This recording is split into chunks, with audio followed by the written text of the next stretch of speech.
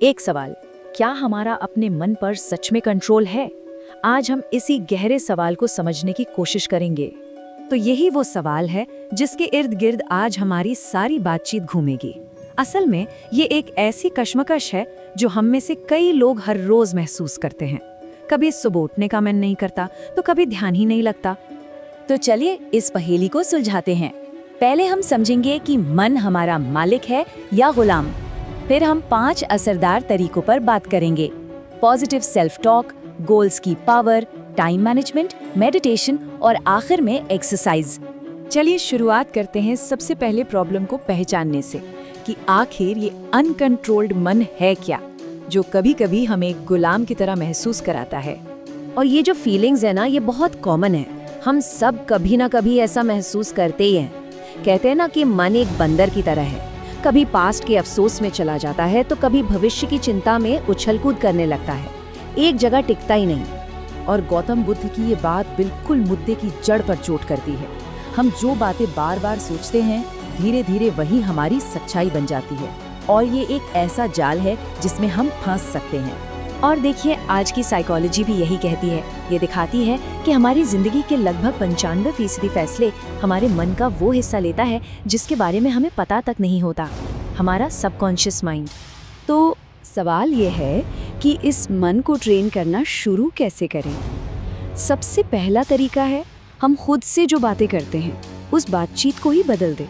पता है, हमारा जो सबकॉन्शियस माइंड है वो एक रिकॉर्डर की तरह है।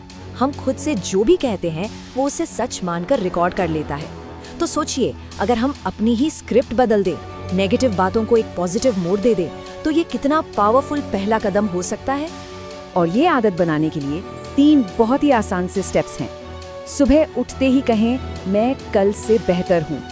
किसी भी मुश्किल को एक मौके की तरह देखें। और रात को सोने से पहले अपने दिन के बारे में कोई भी 3 अच्छी बातें बोलें। अब देखिए, जिस मन के पास कोई मंजिल नहीं होती वो तो भटकेगा ही। तो हमारा दूसरा तरीका मन को वही जरूरी मंजिल देता है। गौतम बुद्ध का ये ज्ञान एक बहुत सीधी सी बात बताता है कि हम उस निशाने पर तीर नहीं चला सकते जो हमें दिखाई ही ना दे। और मजे की बात ये है कि इसके पीछे सॉलिड साइंस है। जब हम कोई साफ लक्ष्य तय करते हैं तो हमारे दिमाग का एक हिस्सा, जिसे RAS कहते हैं, एक्टिवेट हो जाता है। फिर वो दुनिया में सिर्फ उन्हीं चीजों पर हमारा ध्यान खींचता है जो हमारे लक्ष्य से जुड़ी हो। लेकिन हाँ, एक बहुत बड़ा लक्ष्य डरा सकता है, इसलिए उसे छोटे छोटे हिस्सों में तोड़ना जरूरी है। लॉन्ग टर्म, मिड टर्म और शॉर्ट टर्म। इससे मन फोकस रहता है और छोटी छोटी जीतों से उसे मोटिवेशन भी मिलता रहता है।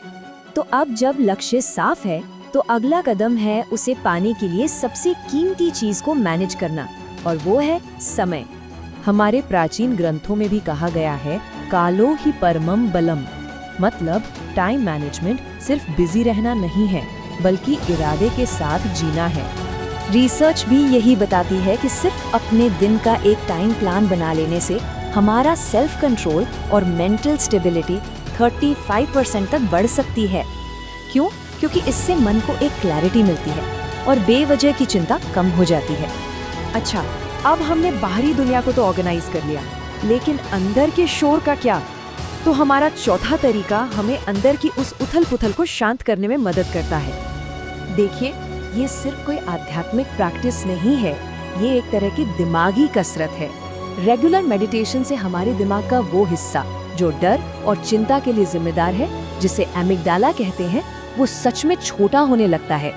और बुद्ध की ये बात ध्यान के असली मकसद को बिल्कुल साफ कर देती है। मकसद है अपने विचारों का कैदी बनने के बजाय उनका साक्षी बनना, उन्हें बस देखना। और अब आते हैं आखिरी तरीके पर, जो हमारे मन को सीधे सीधे हमारे शरीर से जोड़ता है और एक बहुत ही पावरफुल कनेक्शन बनाता है। साइंस बिल्कुल क्लियर है इस बारे में। जब शरीर चलता फिरता है तो दिमाग की केमिस्ट्री बदलती है। एंडोर्फिन जैसे फील गुड हार्मोन्स रिलीज होते हैं जो तनाव घटाते हैं और मूड को बेहतर करते हैं। और ये कोई नई बात नहीं है, ये सिद्धांत तो हजारों साल पुराना है। एक स्वस्थ शरीर ही एक अनुशासित मन की नींव है। ये वही बैलेंस है जिसकी बात बुद्ध ने भी की थी। तो सबसे जरूरी बात यह है कि मन को काबू करना कोई एक दिन का काम नहीं है, ये एक रोज की प्रैक्टिस है। इन 5 तरीकों को अपनी जिंदगी में छोटे छोटे कदमों से शामिल करने का एक सफर है।